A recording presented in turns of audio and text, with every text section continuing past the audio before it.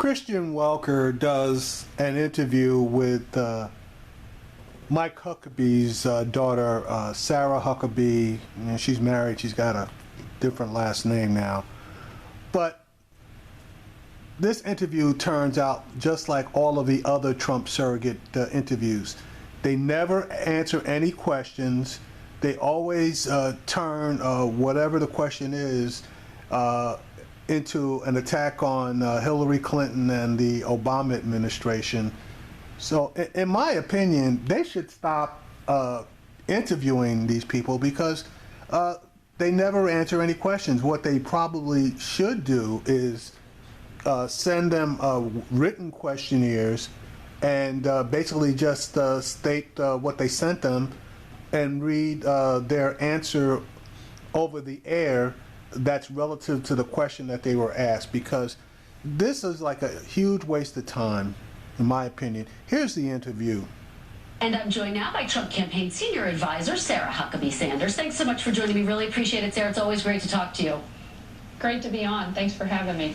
I want to talk about the broader picture that the campaign finds itself in right now. Donald Trump had some momentum, and what we've seen in the past several days is he's lost a little bit of that momentum. He had his son who had that comment about gas chambers, the birther press conference, which, as we were just discussing, has only spun up more controversy. Now the Skittles tweet from Don Jr., the Washington Post charity story questioning Donald Trump's handling of his charity. So do you get the sense that the campaign has veered off course at this point?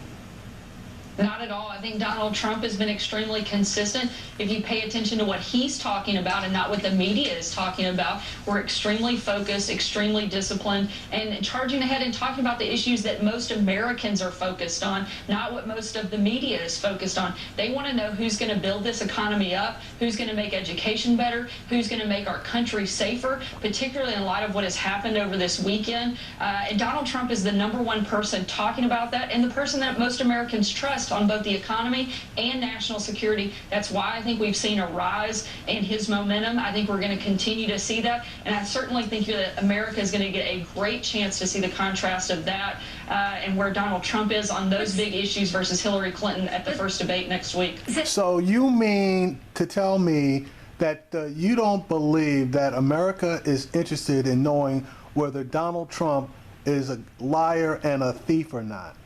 You really want to go there? Okay. If you look at the polls, though, he has lost some ground. Our latest NBC News SurveyMonkey online poll of likely voters shows Secretary Clinton with a 5-point national lead. Does that concern you as one of his top advisors, that when you see some of these comments that seem to take the conversation off course, like the Skittles issue, does that not concern you that the campaign is getting back into its old ways again?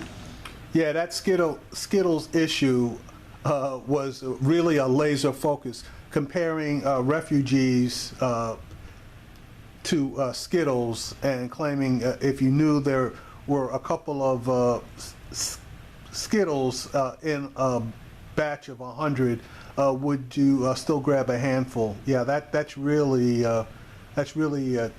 using laser focus. Not at all, because again, I don't think the campaign's getting back into their old ways, but I think the media is looking for ways to constantly provide distractions. Look, there are quite a few other polls out there that show that Donald Trump is in a dead heat with Hillary Clinton, particularly in some of the biggest and most key battleground states. We've also seen a major shift of almost 15 points among African Americans that are getting behind Donald Trump. That is a big deal that no one is talking about. That's bullshit. There was one outlier poll that said that Trump had 15 points of African American support. That was an outlier. Most polls are somewhere around 6 to 8%. This race is, I think, essentially tied, particularly in the states that matter, and that's because we've been focused on the issues that Americans care about, and Donald Trump is resonating with a lot more people than Hillary Clinton. And frankly, if we're going to talk about people getting off track, it's Hillary Clinton. I think the biggest and most disqualifying moment of her entire campaign was when she called Trump supporters deplorable. I think it showed the level of Okay, she called half of Trump supporters deplorable, okay? And then she walked that back, which Kristen is going to, I guess, let her know if she didn't already, which she did. Contempt that she has for Americans across this country who are supporting Donald Trump. Well, and she did walk those comments back. Look, I just want to get your reaction, though, to what we just heard from Kelly O'Donnell. Let me get your reaction, though, to what we just heard from Kelly O'Donnell. And the fact that there seems to be this split between Donald Trump, who is indicating that the New York terror suspect shouldn't get hospital treatment. He should be treated as an enemy combatant, essentially. Pence saying that's not the case. Why are they at odds? Is this problematic that there's a divide right now between Donald Trump and his VP pick? I don't think they're at odds. I think that They are absolutely at odds. Trump didn't want this guy to get any kind of decent medical attention. He doesn't want him to have a lawyer. I'm pretty sure he wants to shoot him down to a Gitmo and torture this guy. Whereas Mike Pence recognizes that the guy is a naturalized U.S. citizen and that he's entitled to obviously good medical treatment, and he's entitled to a good attorney. Okay, at least an attorney. And now, good or whatever, I can't answer that. But he's at least entitled to entitled to an attorney. So they are absolutely at odds. And this lady is going to try to claim that they're both on the same page. Absolutely wrong. For every option to prosecute this person under the full extent of the law. But I think every option to prosecute someone is different than providing them with medical treatment and an attorney. It's got nothing to do with every option to be utilized in the prosecution. So she's spinning. What we have to do is stop focusing so much on political correctness and start focusing on common sense. But they did seem to be at odds in their answers. Their answers didn't line up, Sarah. Well, I tend to disagree on that point because I think... And you tend to be wrong on that point, but as usual, you're spinning. And this political correctness bullshit, ask African Americans how politically correct police officers are with them. So that political correctness line that you just throw out, that doesn't wash. I think they're both looking for how do we stop this? How do we make America safe again? Look, Donald Trump and Mike Pence have very different personalities. They're going to approach things differently. They're going to use different language to explain it. But the main priority here is what can we do to keep America safe? What can we do to prosecute this person to the full extent of the law? And how can we get back to where we have our allies respect us and our enemies fear us? Because under Obama and Clinton, we have completely lost that high ground, and we're in a much more dangerous world, and we have to get back to a place where we have that stability. Now, we may be in a much more dangerous world, but absolutely guaranteed the world community respects Barack Obama a whole hell of a lot more than they respect Donald Trump. And I know that Donald Trump has called for this stricter vetting. When you look at the terror suspect, though, he was a legal citizen. He'd been here since he was 7 years old. His family had a small business here. So isn't Donald Trump in some ways missing the point in terms of how to prevent? I mean, this was it seems like a case of homegrown extremism. Exactly what it was, homegrown extremism. But obviously, Ms. Huckabee is not going to recognize that and want to spin off into something else. Well, and his own father, he mentioned his family having a small business. His own family also reported him as considered that they thought he might be a terrorist, and that was 2 years ago. That's something that we should have aggressively been following up on. Again, we're allowing political correctness to outweigh common sense. 2 points. I mean, the father said that comment was made in the heat of the moment, but my question to you is, Donald Trump has called for extreme vetting. He's called for putting up a wall, for not letting in certain refugees, or certainly limiting the number of refugees that would be allowed in. Isn't that missing the point of what actually caused this terror attack, which was a case of homegrown extremism? Yeah, it is exactly missing the point, but Sarah's going to spin it into something else. I don't think it's missing the point in the fact that Donald Trump's point is that we have to make America safe again. We need to focus on vetting at home, but we also need to look and know who's coming into our country and why they're coming here. I think Israel's a great example of somebody that uses common sense and not focusing so much on political correctness. They have a wall, they vet, and they have a pretty good track record on keeping these kind of things from happening on their soil. And America has not done as good of a job. And that's bullshit. That is total bullshit. America is, hundreds the size of Israel. We have, our population is 300 plus million people. Okay, we let in millions of immigrants every year, and we had what? And I'm not talking about onesies, but we've had what, three? I'll call them major terrorist attacks, if you want to use that phraseology, since 9/11. Hell, Israel has that in a month or two. that's in large part to the Obama-Clinton open door policy and their complete failed foreign policy that they've implemented over the last 8 years. There is stiff vetting of refugees right now. It's a 2-year vetting process right now. But I want to turn to the Washington Post report today, Sarah, and give you a chance to respond to that. It analyzed the tax filings of Trump's charity and found evidence that Trump used the charity's money to prop up his private interests, including finding the charity paid $100,000 in 2007 to settle a legal dispute between Trump's Palm Beach Golf Club and the city of Florida. Also found that the charity paid $158,000 to settle a legal dispute between Trump's New York Golf Club and a private plaintiff that would appear to violate tax laws against what's called self-dealing. Now, we have yet to hear the campaign's response to this. So what is your reaction? How problematic is this? Well, I don't think it's problematic that...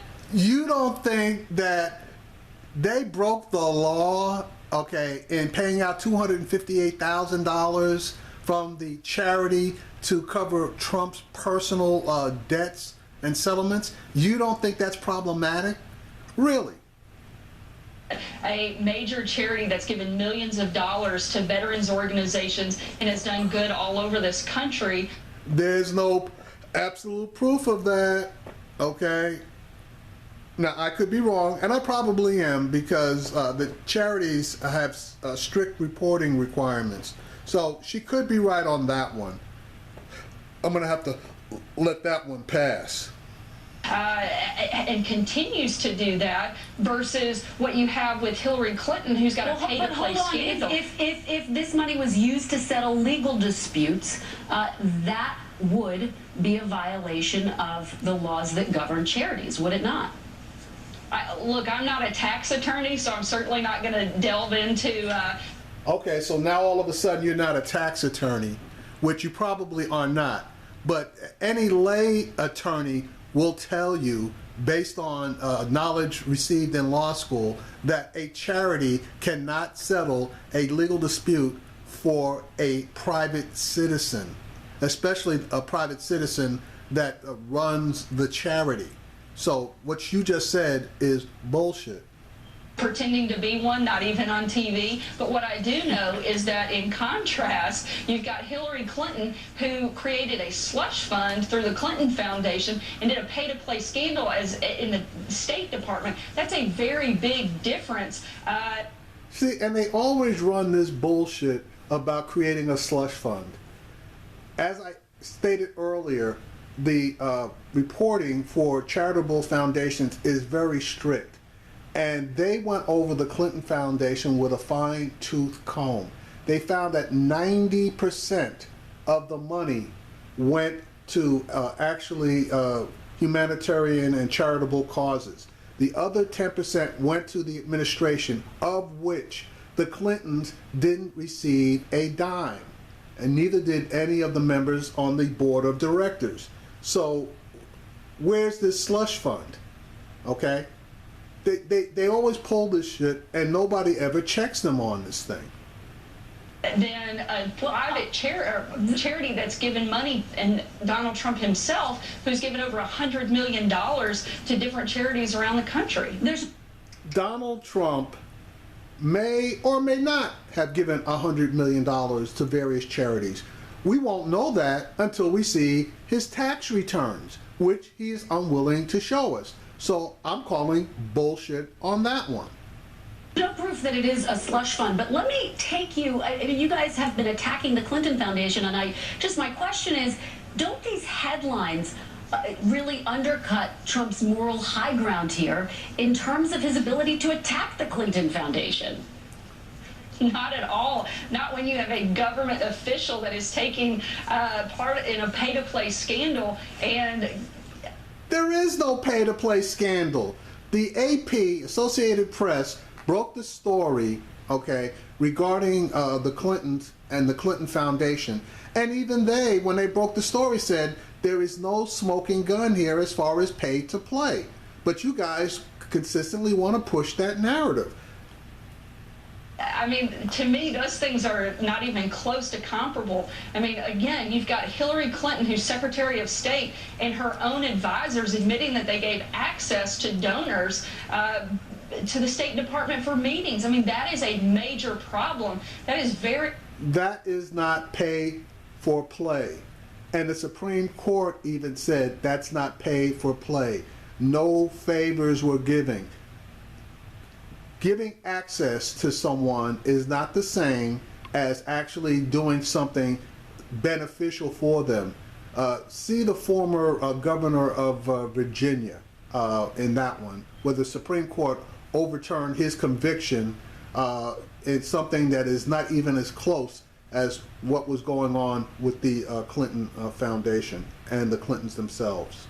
Very different than a charity giving money to veterans versus a pay-to-play scandal at the State Department that's frankly put our national security at risk. Those are not even remotely in the same ballpark. Well, and to be fair, there's no proof that national security was put at risk. Let me ask you, do you know if the New York Attorney General has contacted Donald Trump, the campaign, the Trump Foundation about these allegations? I don't. I have not heard that he has. And Sarah, do you know why they haven't responded yet? Why won't the Trump campaign respond, put this story to rest? I think you can certainly count on the Trump campaign responding. Look, we haven't hidden from anything yet on this campaign, unlike Hillary Clinton. Bullshit! You haven't supplied, Trump hasn't supplied his income tax returns. So he's hiding them. He's hiding behind his quote-unquote audit. And even attorneys, tax attorneys, and the law indicates that he can release those returns if he chooses to. He claims he's accepting legal advice not to release the returns. So in my opinion, he's hiding, and you're lying. Who refused for almost an entire year to take questions from the press. That's certainly not the case on our side. So I certainly think you can expect us to respond. All right. Sarah Huckabee Sanders, always appreciate talking to you. Thanks so much. You bet. Thank you.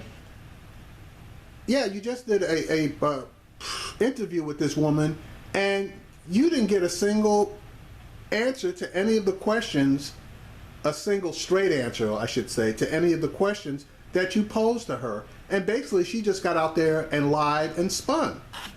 Typical of Trump surrogates.